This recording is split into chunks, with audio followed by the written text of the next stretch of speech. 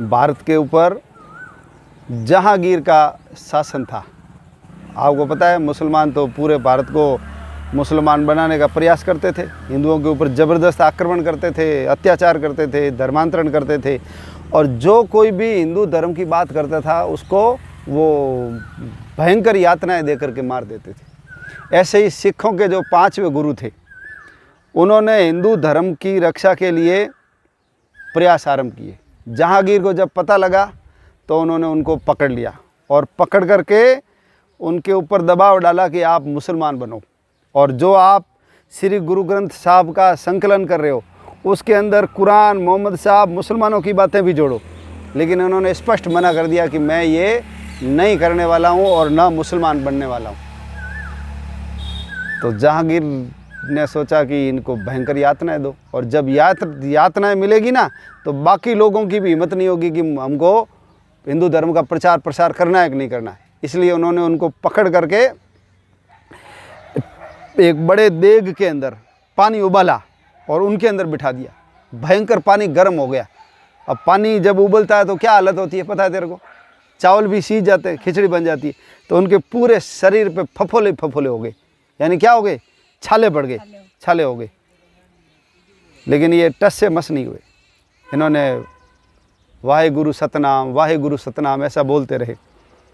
फिर इन्होंने दूसरे दिन इनको एक लोहे का तवा होता है रोटी बनाने वाला, उसको एकदम गर्म करके उसके ऊपर बिठा दिया। और जब तवा नीचे से आग से लाल हो गया तो क्या हालत हुई होगी? पूरा शरीर का मांस जलने लग गया, बदबू आने लग गई। अपने तो थोड़ी अगरबत्ती लग जाती है ना तो ये हालत ख़राब होती है, लेकिन ऐसे तपते हुए तवे के ऊपर इनको बिठाया गया। उनके सिर के ऊपर रेत गरम करके ऐसे रेत डाली गई, उनके बालों के अंदर फफोले फफोले हो गए, शरीर जल गया पूरा। और अंत में उनको जो रावी नदी है उस रावी नदी के पास लेकर के गए स्नान के लिए कि जब पानी लगेगा तो फफोले और इनको पीड़ा देंगे। लेकिन नदी के अंदर जब वो डुबकी लगाने के लिए उतरे तो नदी के अंदर ही वो अंतर ध्यान हो गए, वापस नहीं आए बाहर। तो हिंदू धर्म की रक्षा के लिए इतना भयंकर कष्ट सहन करने वाले, कितना आप कल्पना करते हैं तो यूँ रोंगटे खड़े होते हैं ऐसे। ऐसा एक महापुरुष हुआ सिखों के 5वें गुरु। जिन जल्लादों ने उनको ऐसी सजा दी ना, उनको नरक में भी जगह नहीं मिलेगी। और एक नहीं, ऐसे हमारे लाखों हिंदुओं के साथ मुसलमानों ने ऐसा किया, बर्बर अत्याचार किया।